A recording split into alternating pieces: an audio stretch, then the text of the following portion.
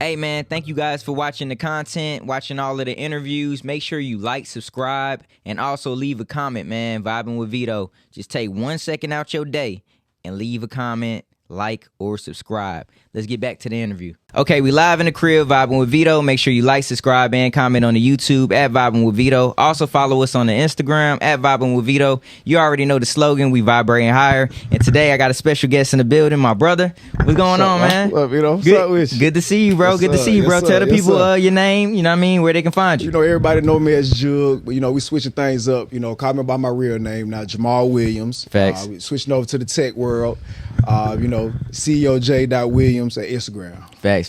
How you been, though? Been good. Been very good. How about yourself, man? I'm proud of you, man. Thank you, bro. Big pride of you. Thank you, bro. Hey, because I remember we had a conversation. We was in U-Bar one night, and it was like I was trying to figure it out. Like, and, you know, the music thing, you know, it's always going to be there, and it's something that's a part of me. Right. But you was telling me, like, bro, you have more to you than what you give to the people. Right. And I remember that conversation, and it's just like, now that I'm interviewing you, it just kind of came back to me and shit like that, man. I appreciate it. I think when we had that conversation, that was kind of like a pre-pod itself, you know, a pre-interview itself. I see so much in you at that time, and I'm always willing and wanting to pour into somebody. I'm never going into a situation wanting to get something from you. I want to pour into you. You know what I mean? So I seen it in you then, and it was like, I got to tell them. It's like, you bigger than music. You know what I mean? Like, you got something you giving to the people, so I see you now. I'm like, well, I got to tap in. That's love. That's love. Tap into hey, man, I got a question, $1 million question that I ask everybody that sits on this couch, man, and it's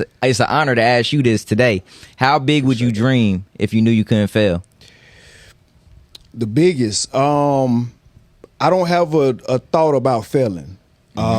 So, you know, my thoughts and my dreams are always enormous. Even when I started my new project with the ad app, you know, powered by Forbes, it was just, I thought about how can I help everybody? How can I help everybody that wants to be in a position of, you know, expanding their business, expanding what they got going on to you know, to people that are not on social media, that are not surrounded by, you know, the everyday normalities of what people got going on. So, you know, my thought process is always trying to not reach where I'm from and be local, but the millions and billions of people that's already out there. So, you know, I just like, I don't dream about failing. I don't fail at nothing I do. Failure is not, and I feel like people have like this misconception of what the word failure is, right? The L in that is learning. Like, you learn from like situations. So I don't like what you said, I never look at failure as like, damn, I'm done.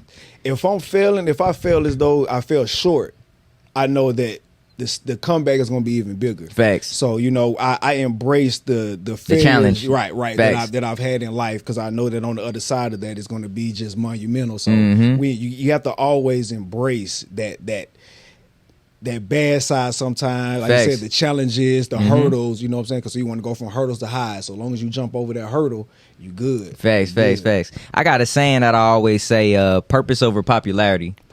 When I say that, how can you put that in your own words?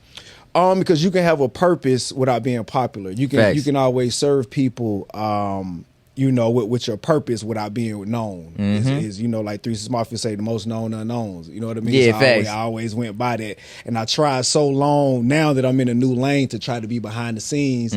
Which, you know, I started a photography company. Shot by BTS. I remember that. Which was behind the scene because, you know, I got so close, you know, with the music or whatever, you know, right there, and it's just like I wanted to take a step back, but still be involved. So, you know, I didn't want to be known as that anymore, but I still wanted to be involved in the culture and to the industry.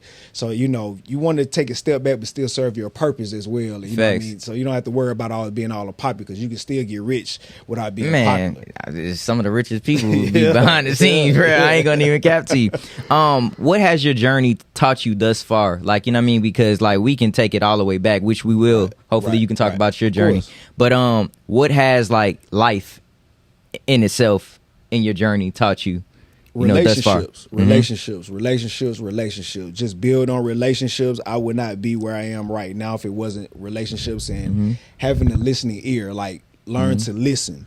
And in business, always be willing to help the person. Don't always go into situations trying to get something and gain something. Be able to contribute something to somebody. And, you know, with that mindset, I've always been able to jump a lot of hurdles that other people were falling short on just by living by those mottos, just relationships, and just do good by people. Facts. Just do good by people. Facts. It's just, that's just my main thing. That's dope. Let's talk about your journey. You know what I mean? Like from Atlanta?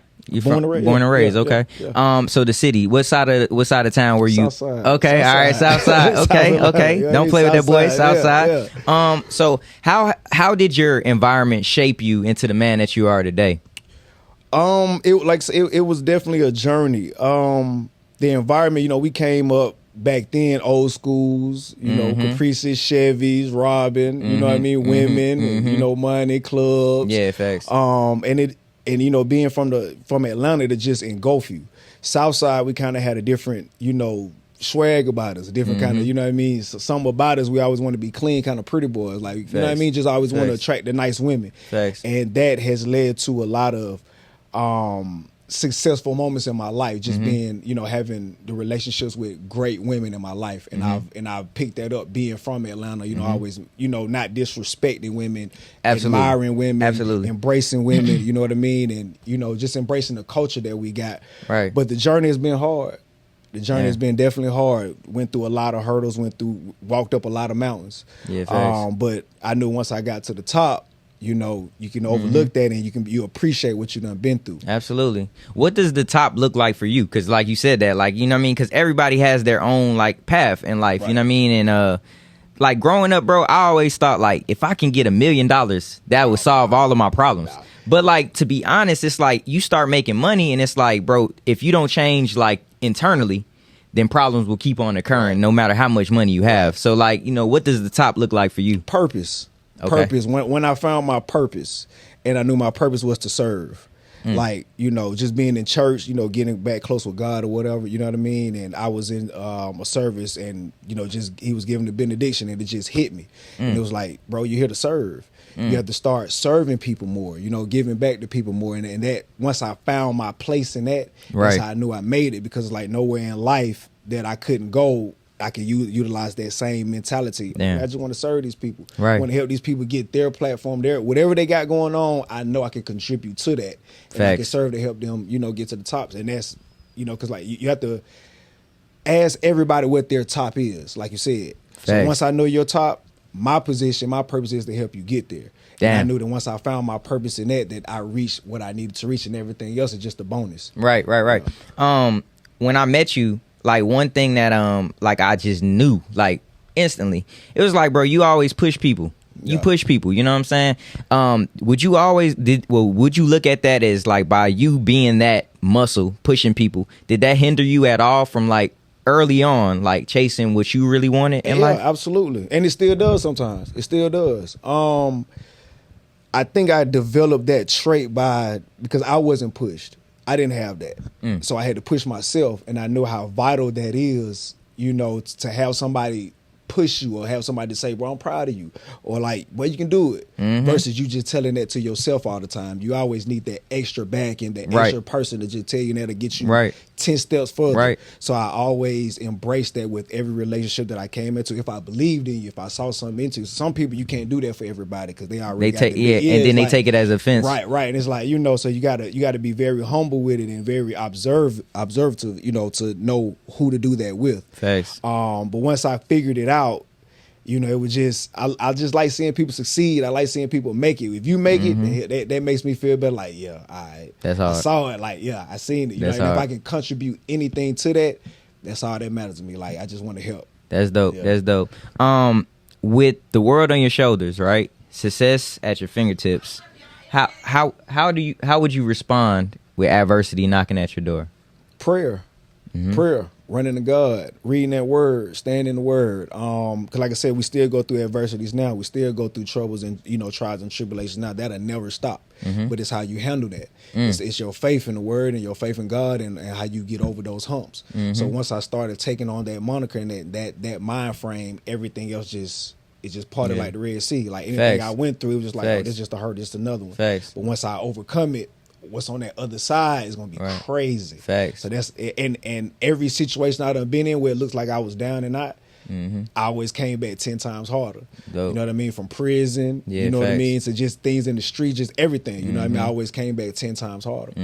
Did you look at if we can stay right there? Did you look at prison as like a learning experience, or how did you view like your your shortcomings with prison? Of course, going into it, it's hell. It's hell on earth. But once you in it, and I met a lot of great men, man, a lot of great dudes in there that I'm still acquainted with right now to this day, that have helped me along my journey that I would not take back whatsoever. That journey, that path made me to the man I am right now.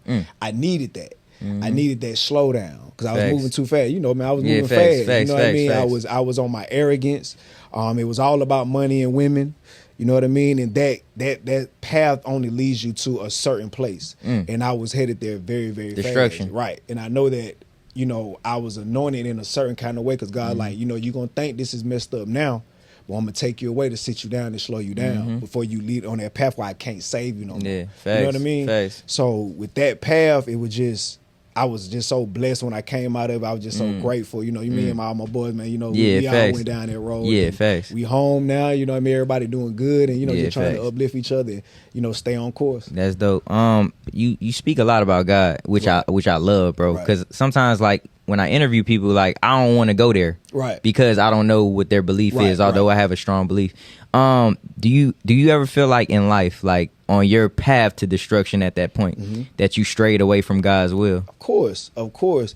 If I didn't have my grandmother praying for me at those times, nah, man. Like I know that's what saved me. I know that was a lot of my protection.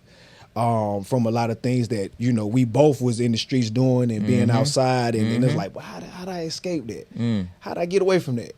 How did that happen? It just barely missed me. You know what I mean? I know that was prayer, and they always told me, like, no matter what, put your troubles on God, put your faith on God. And since I've been doing that, it's just been like a total 180. Bruh. Total 180. Facts. So it's just like I can't not see the signs. I can't not go down that path. And I teach my sons that. Who is God's son? Jesus. They don't even know it, but I'm already teaching it to them already to make sure that it's already instilled into you, so that when you grow up in life. Well, my daddy taught me that. My grandmama taught me that. My sisters. You know what I'm saying? It's just these different things that you got to have God into it. We talking about, being successful. We want to be billionaires now. Yeah, facts. So how you gonna have all that money and not have a spiritual grounding? Like, there's no way. With that and discipline too. Right. You need discipline too as well. In order to be spiritual, you have to have some type of discipline. You have to. In order to stay on that path, you have to have discipline. And that's the hard part for me. Bruh. That's the hard part. Bruh, God came back and got me, bruh. Like this time last year. I strayed away from God, bro. Yeah. Cause it was like I was in like a point in my life where I wanted to. I got a seeking spirit, right? So I didn't know what to believe because a lot of things had just kept on like coming at me, boom, boom, boom, coming at me. I'm like, damn, bro, I can't catch my break like I really want to. So what I did was I went on YouTube, bro, and I sat down for like a week. And I went through each religion, and I was just like, whatever resonates with me, I'ma go tenfold with that. At that time, Buddhism kind of resonated with me, so I'm like, okay, I'm going there. I got my Gohans on and all of this stuff like that. I went through the whole path, and then I ran across this girl. I will never forget her. Her name was Jade. I seen her one day. She just looked at me. She was like, I don't know you, but it looked like you going through something, like you confused about something. And I'm like, how do I respond to this? You know what I mean? Like, don't get offensive, bro. Just take it. She doesn't know you. She's, right. So this may be some form of a spiritual being talking through her. So I'm like, what do you mean? I'm like, what do you mean? How you know that? Like, you don't really know me like that. How you know that? She was like, it's your spirit. Right. It's your spirit. Like, she was like, I'm looking straight through you. It's your spirit. She was like, look, I don't know what you're going through, but it looks like you're confused right now. So I'm gonna ask you to do something. She was like, you don't got to do it right now. Do it in your quiet time. She said, if you don't think God is real, I'm gonna call your bluff. Call his bluff. When you have time, just say, hey God, if you real, reveal yourself to me. So I'm listening to her, but the arrogance, arrogant nature, like, you know what I mean? That's not even the spirit that we supposed to have, like the arrogance. I'm like, whatever, bro. You know what I mean? Okay, cool. So I left that. I was at work. So I left, got in my car. I'm like, you know what? Something told me to do it. So I'm like, all right. Okay, God. You know what I mean? If you real, reveal yourself. This is what I'm going through. Like you said, put all your worries on God. And this is what I'm going through. Boom, boom, boom, boom, boom. Put that all out there. You know what I mean? And not trying to say it was instant, but within the same day, I got answers to us, like a little piece of what I asked to him to reveal. So I'm like, okay. Once I got that, I'm like, all right, God. Okay, cool. Reveal yourself. Continue to reveal yourself, and I'm all yours. Right. So, boom, boom, boom. Situation unfolded that I kind of already knew deep down inside, but you don't want things to be certain things. You try to trick your mind into like, okay, whatever. I know. So I'm like, damn, like this is real. So I'm like, okay, you got my attention. Like, what do you want me to do? And I just started operating through God, bro. Like, whatever was for me, I just started operating through God. Now, again, like, the flesh, bro, like, we fuck up sometimes. You know what I'm saying? Like, we human. We fuck up sometimes. But it's like, I know every day I try to serve.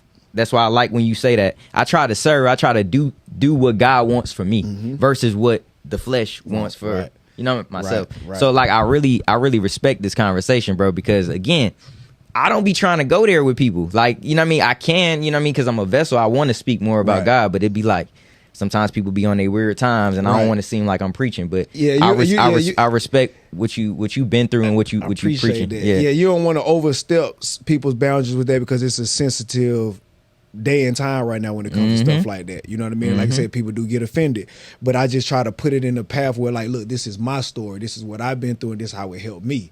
Now, if you can resonate with it, cool. If you can't, cool. And I like how you said, even though you didn't start off, in the same religion, you search. You went to Buddhism, and I look at stuff like that. You can take good out of everything, like, it's something about Buddhism. Like, why do they follow it? What's the good in it? Let me see what's the good in that. Hinduism, you know what I mean? Anything, you know what I mean? Muslim, like, what was, because my dad was a Muslim. I didn't grow up in just a whole Christian household. My dad was fully Muslim, hence Jamal. You know what I mean? And it was just like, he taught me things, the structure of how a man should be. You know what I mean? And that in Christianity, that's not taught. So I learned a lot outside of in other religions on how to be a man in certain instances. You know what I mean? And you just take the good and you just apply it all together. But for me, you know what I mean? My path is Christianity. Facts. Which brings me to my next question with your faith. You know what I mean? How did your faith push you into a new direction in the tech world? I got tired, bro. Like, doing the music, being in the streets, the ups and downs, the pitfalls, you just get tired. You know what I mean? Like I said, I've been through a lot that people couldn't, you know what I mean, want to even wake up from. You know what I mean? So I had to put my faith in somewhere. And then when it crossed over to tech, I give you the story. I was at Victory Church. In Midtown? Yep. I go to Victory. Yeah. I was Pastor Mo. Yeah. Right. And actually, it was the old pastor there. Okay. I was just visiting one Wednesday. It was at prayer service, and he was giving the benediction, and of course, now, like, I got the revelation. It was like 280 million. So I'm like, 280 million. I mean, we praying, like, and I heard it in my ear, like, just like somebody just came and said 280 million. So it's like, I don't want to be in church thinking about money. So I'm turning around like, who said that? Nobody's there. Nobody. Got in the car, drove home. That's all that's on my mind, 280 million. So, of course, where I come from, God put 280 million. I only know two ways how to get 280 million. Two.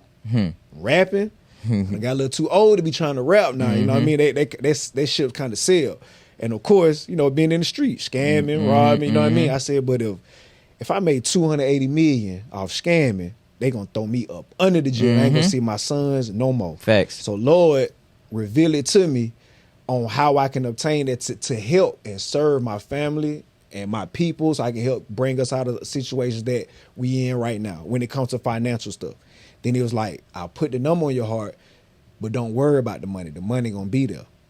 I'm gonna show you how to figure it out to help, to serve. Hence came the photography, right? Serving. So I'm shooting all these small companies, large corporations, small companies. They put the material on Instagram. They might got 300 followers. Now you don't have any other way outside of social media to promote your business. But we done made this crazy content. Everything looks good, multi-million-dollar, look aesthetic. But you only got so much reach. So I said, that's it.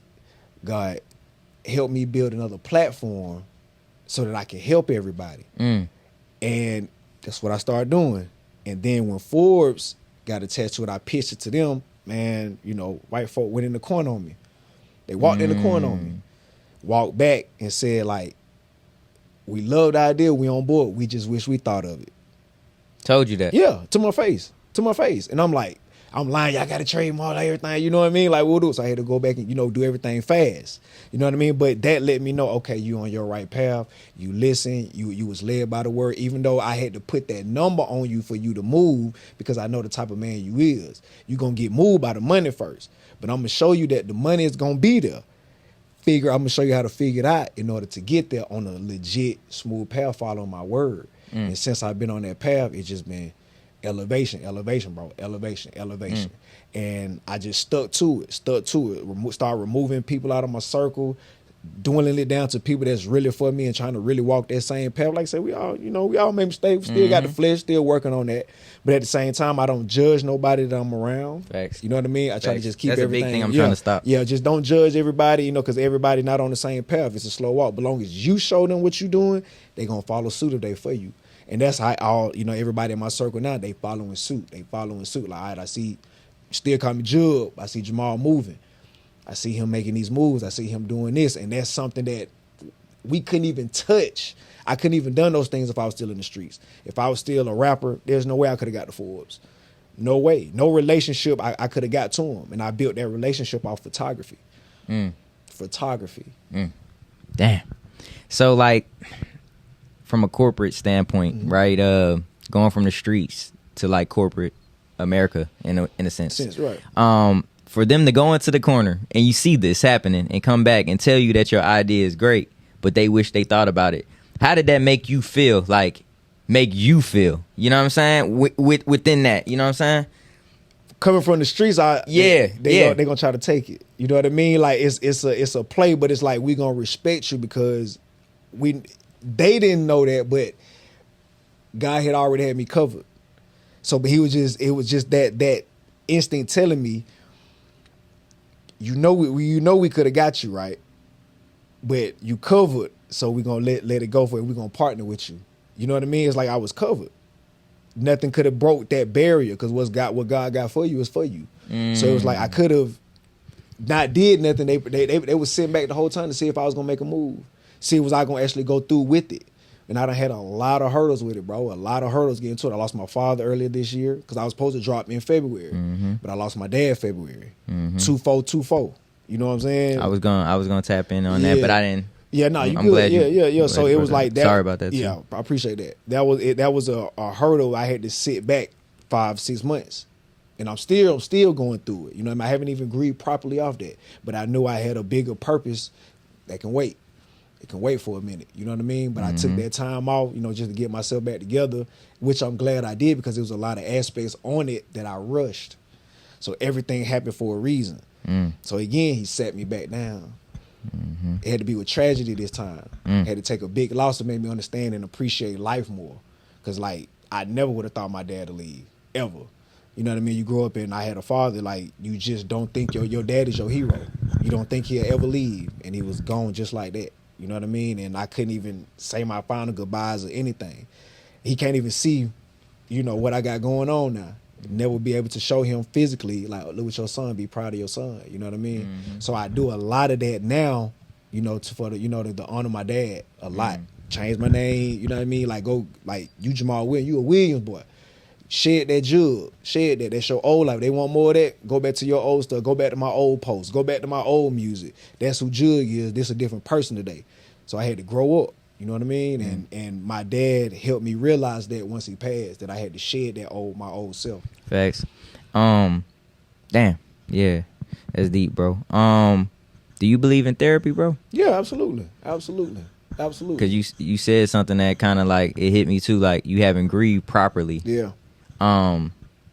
Once you get some time, bro, because I know you like on your fast pace right now. You hitting the ground running. Right. Make sure you take care of yourself, bro, and do that. Mental health. You know what I'm saying? Man. Mental health is like it's serious, bro. Yeah. It's serious, and that's gonna be an important piece to keep you level to go to next levels, bro. Because if you talking about 280 million, your mind got to be there. Right. Your mind got to be all the way sound. Right. Intact. You know what I'm saying? Stay focused, bro. You're gonna do it. And I appreciate you saying that because a lot of people don't do that. Yeah, you know what I mean? I appreciate shit. you saying that. Yeah, You know real what I shit. mean? Make sure you For take real. care of that for real. For Take care of yourself and continue to elevate, bro. You too. We vibrating higher, bro. Yeah. You working out? You doing your workout? Yeah, now? bro. I'm doing Muay Thai now. I'm fighting a little bit, like trying to just physically, because I feel like with combat, like I've been through a lot of pain in my life. You feel me? Like from not physical pain, but just like emotional and shit like that. So I feel like this is a good way to release it in a positive way, constructive way. I'm not trying to hurt anybody, but when we spar, like shit, I'm gonna take some hits. Right. It just keeps me sharp. You know what I'm saying? So I've been doing that. I'm about to start doing